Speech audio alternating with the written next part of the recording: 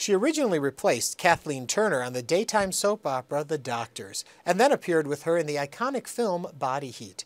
She has spent 2 tours of duty on One Life to Live, but is best known for her role as Reva Shane on Guiding Light. Even though she's already written her autobiography, I'm Just Saying, she continues to work in film, television, and on stage, and she never fails to entertain her fans. Hello, I'm Ernie Manouse. Coming up on Interviews, our conversation with 4-time Emmy Award-winning actor Kim Zimmer.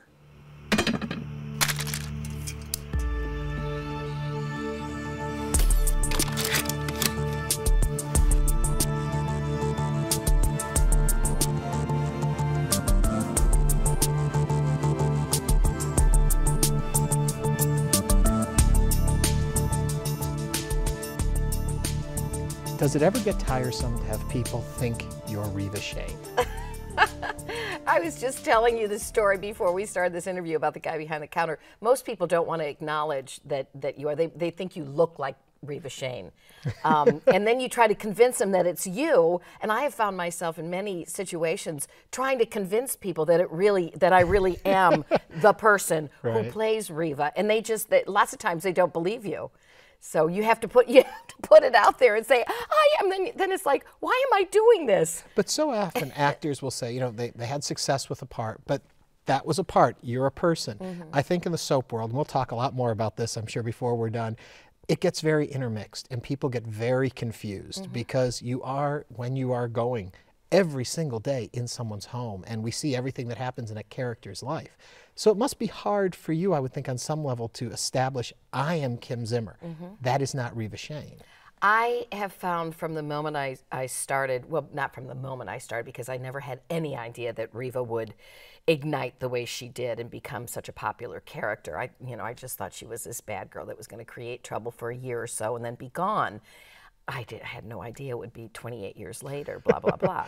Yeah. But so from very early on, whenever somebody would, because I'd done other soaps, whenever somebody would come up to me and say, oh, you're Reva Shane, I'd say, no, I'm Kim Zimmer, I play Reva Shane. So I tried to establish early on in the conversation that there was a difference between the two. But lots of times they didn't even want to hear Kim Zimmer, that you were Reva. And I don't mind that. You are Reva 5 days a week in their homes. Yeah. 300 and however many days. So I don't have a problem with them calling me Reva. Okay, take me all the way back though. Acting bug bit you when? Oh golly, early on. I can remember, and I talk about it in this book I've written, how when my parents would have, my parents threw a lot of parties. They were quite the entertainers, and they used to have us say goodnight, my sister and I, say goodnight to the people, before we went up to bed. And I always wanted to perform a little skit. So I'm talking when I was 4 or 5, 6 years old. And my dad would let me do my thing, and then it was like he'd have to carry me kicking and go screaming. To bed now. Yeah, because I loved adults. I always did. I always loved older people. I loved talking to them. I loved entertaining for them. I really enjoyed older people better than I did people my own age. It was just weird. So I guess you could go all the way back to 4, 5, 6 years old. The first theatrical thing I ever did was when I was 11, I believe, community theater. Right. Was it King and I? No, it was Sound of Music. Sound of Music. I played Louisa. Maybe I was 13. I can't remember. Yeah. And then when did you realize this could be a career? Have you figured that out yet? Well, it's not an easy one, as we all know. I think my second year of college, when my advisor said to me, okay, you have to now start taking your required courses. You have to take math and history and science. And I said, no, I don't. I said, because I'm out of here. I'm going to be an actress. I had taken every acting class that they had available in this small college I went to in Holland, Michigan, called Hope College. And they said, no, you really have to. I was like, no. So I applied to a professional school of acting. In San Francisco? In San Francisco, American Conservatory Theater, and I was accepted. And that's when I realized, okay, I've left college. I better be serious about this. And, my dad would say all the time, just learn to type, honey. If you can type, you can do anything. He was old school. He had to have something to fall back on. And your parents got to see your success? They did, yes. Yeah, I just lost my mom 2 years ago, and she was 85 when she passed, and my dad's 86.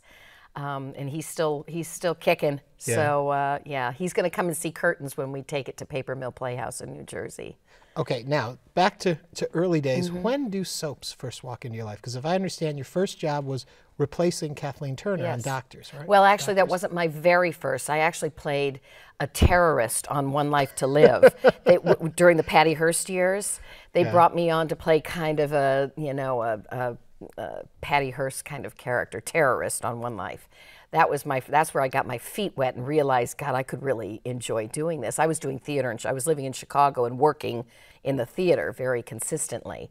And I did that, and I was like, but yes, the Doctors was my first official contract I signed. What made you think that work would work for you? I mean, if you're doing theater work, when you first found out about soaps, was it a way to make a buck, to be an employed actor? What was the draw there? It was all of that. It was the fact that it was a consistent paycheck.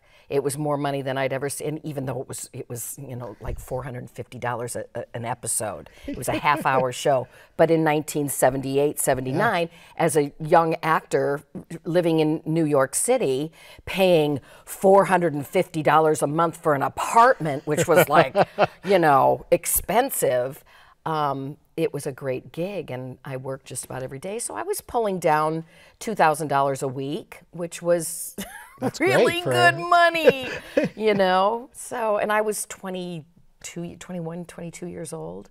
At that point, are you thinking soaps are going to be the way I'm going to go, or soaps there while I'm doing theater, while I'm doing Yes, I thought it was going to be the thing to pay the bills while I pursued my theatrical career. But then my husband and I, who would become my husband, we were living together in an apartment in Manhattan, and we'd been together for 6 years already, and when we finally decided we wanted to get married, and the only reason we really wanted to get married was because we wanted to start a family. We both came from very traditional families where you're married if you want to start a family, so we got married, and within 9 months we had our first child.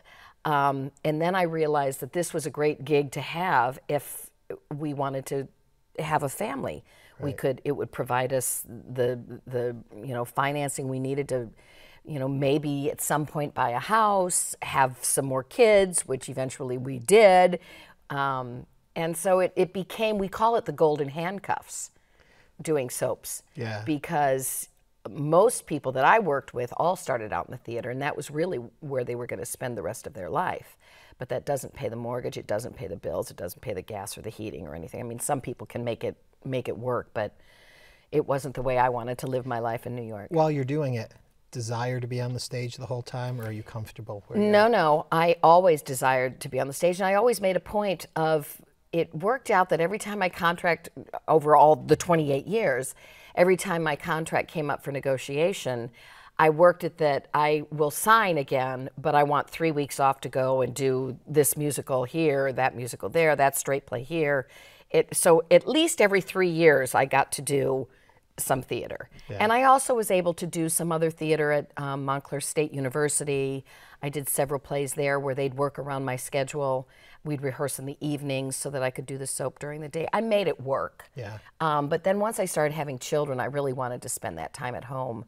I worked enough on the soap, and I was just as satisfied, being a mom and working the soap during the day. Okay, before we get into that, Body Heat. When does that play? Because you've already done the Doctors, correct? Right.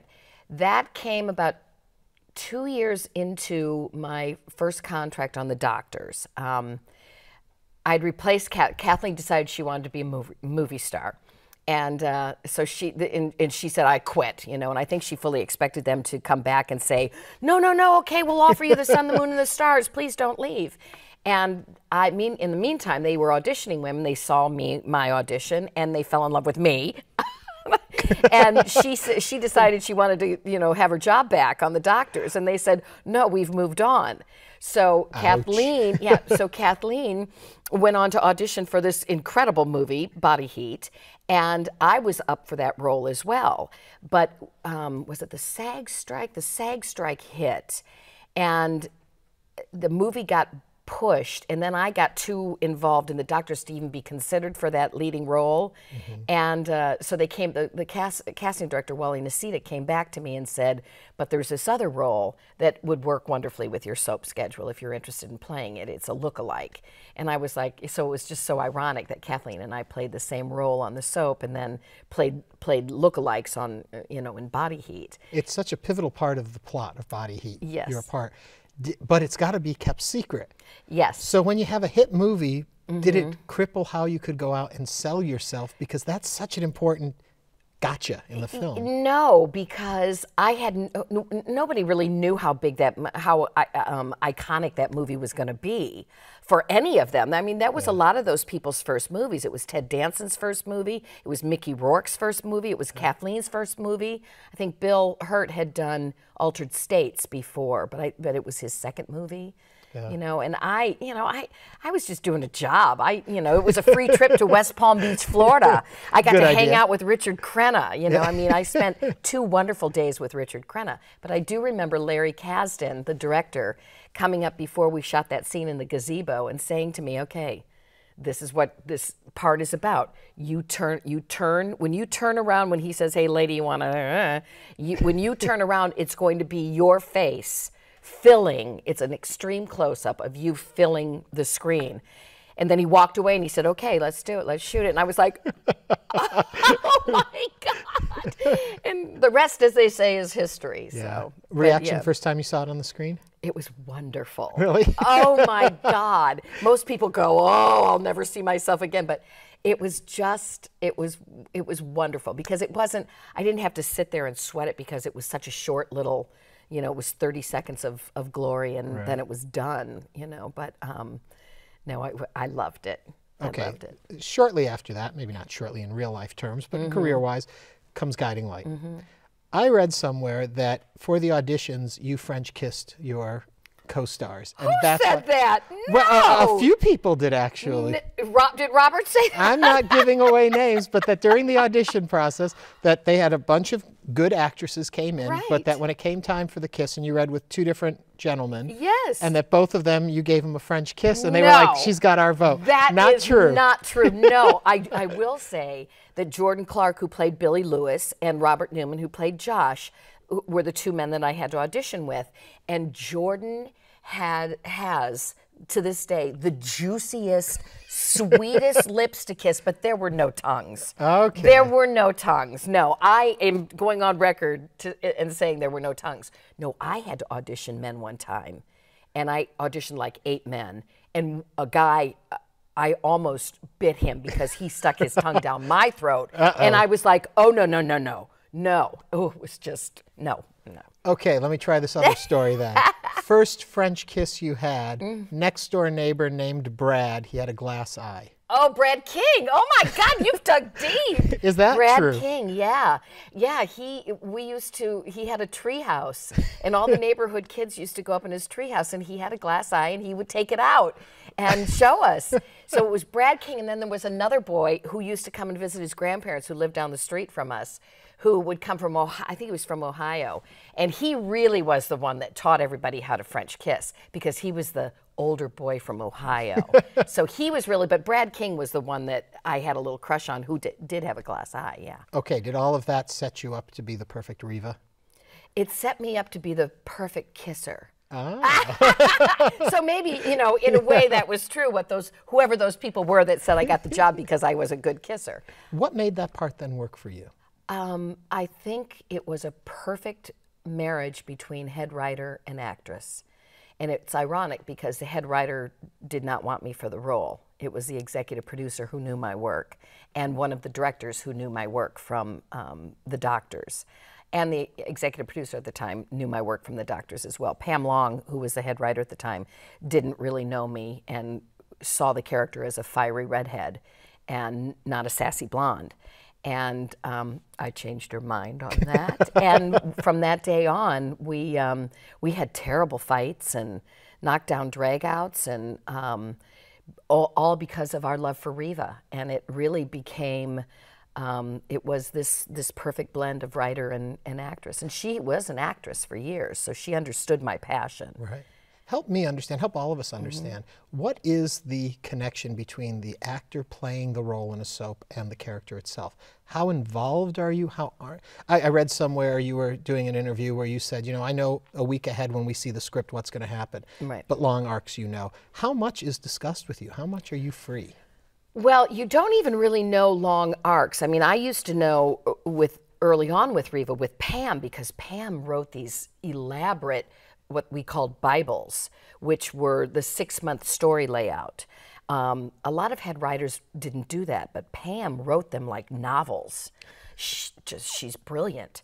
So she would sneak them to me, and so I kind of did know. I wasn't supposed to know, but she liked me to be, even though I didn't want to know, she liked me to be aware of where we were going with the character, which I really had so much respect for in that regards. Most writers like to protect their material and don't want the actor to see it beforehand, because then they can mishy-gosh with it and destroy their works of art, you know, even though we know the characters almost better than the writers do, because we have to play them. We have to live in their skin. See, I think it would be a very hard relationship, because I think both feel ownership to the character. Absolutely. And how do you decide who really gets the final word?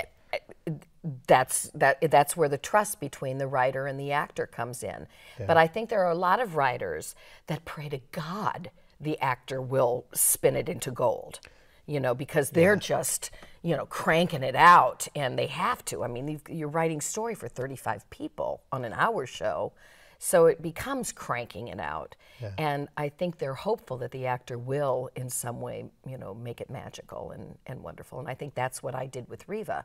Pam gave me wonderful, you know, words to you know, spin into how Riva was going to live them.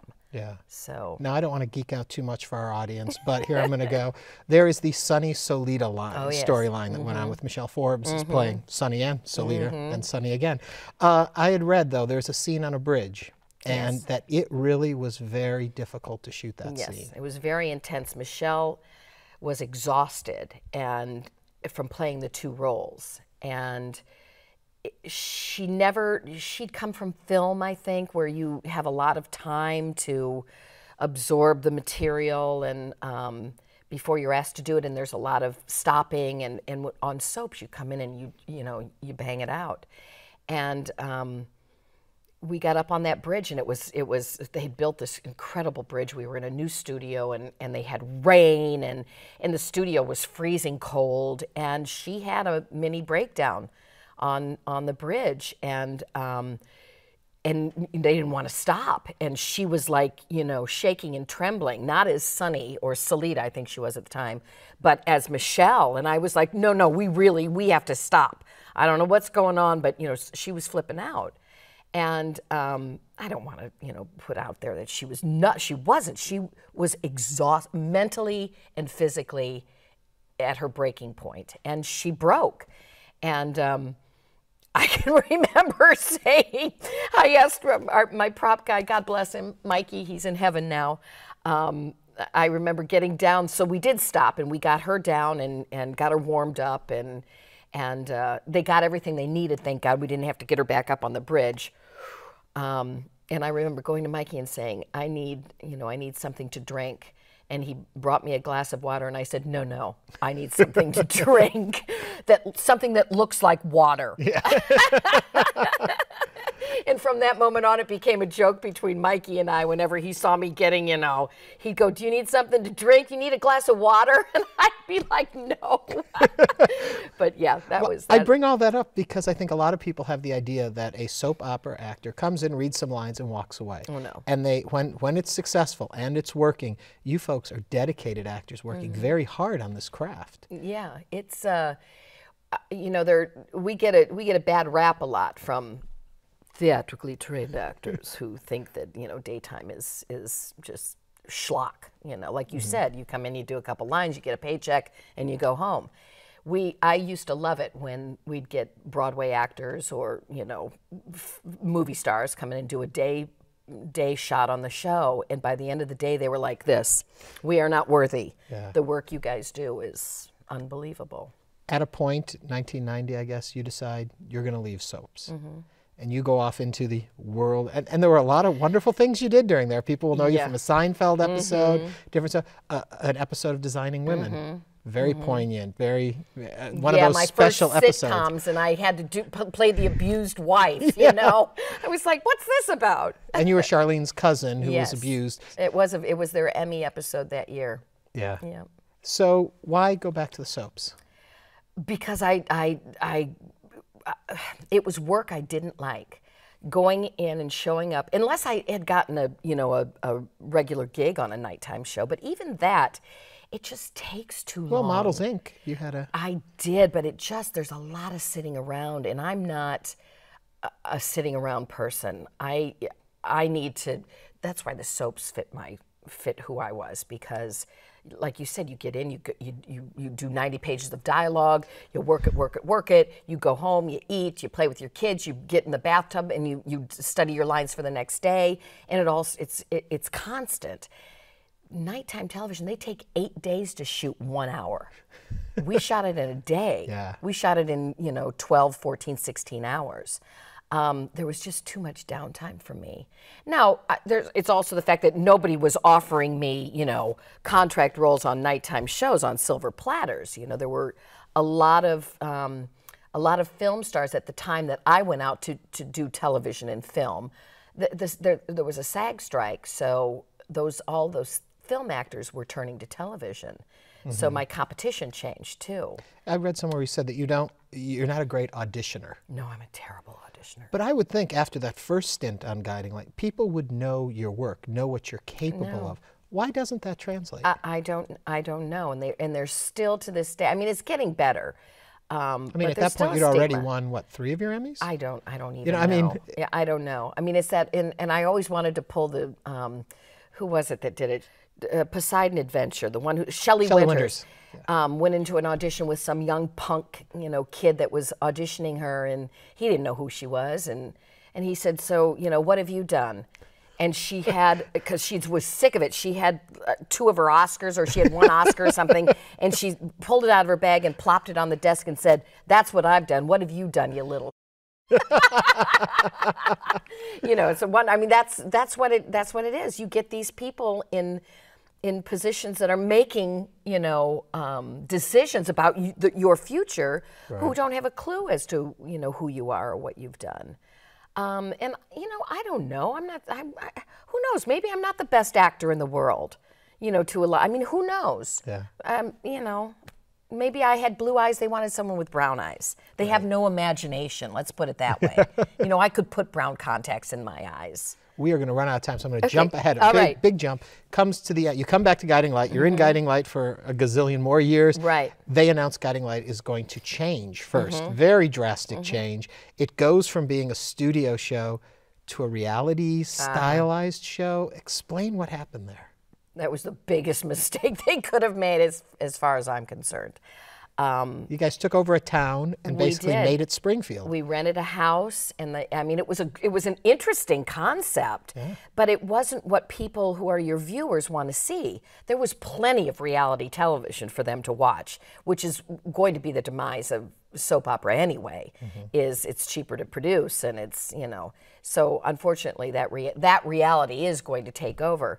But it didn't work for us. People want glamour. They want they don't want to see bugs crawling up somebody's face. They don't want to see snot coming out of your nose because you're standing out there trying to play a love scene and it's 20 degrees below zero and your lips are purple. So you were shooting in a real environment, shooting pretty quick, like it was.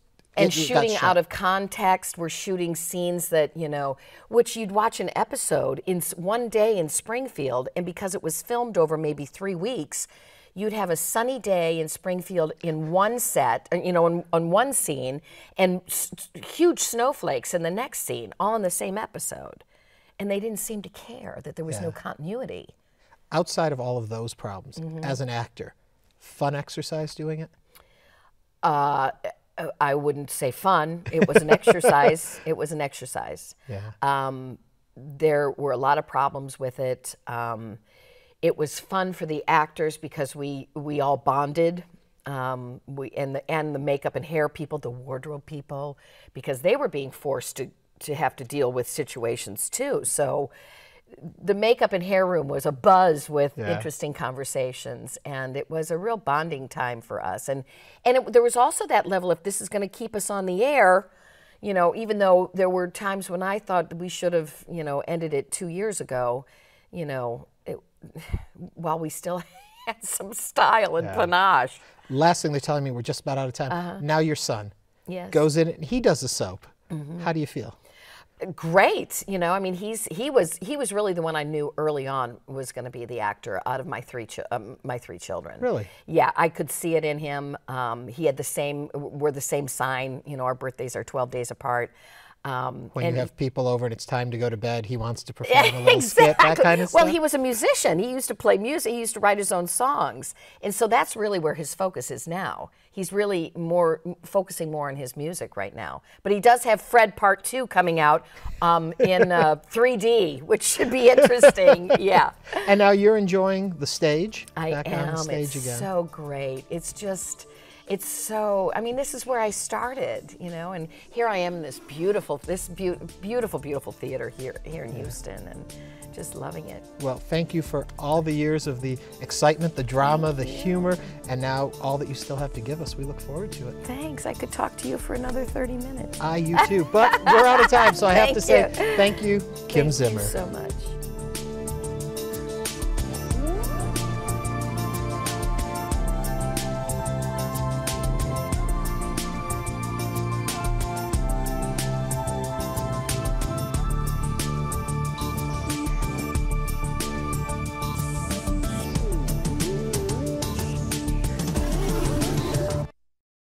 To order a DVD of this or any episode of Interviews, please visit HoustonPBS.org.